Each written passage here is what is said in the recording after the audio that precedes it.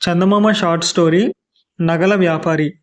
హేలాపురి నివాసి నాగభూషణం తన కుమార్తె వివాహం అదే నగరానికి చెందిన గుణశేఖరుడనే అతడితో జరిపించాడు. ఆ వివాహ సమయంలో తీర్థయాత్రలోనైన స్నేహితుడు విశ్వనాథుడు ఆయన్ను చూడ్డానికి వచ్చాడు.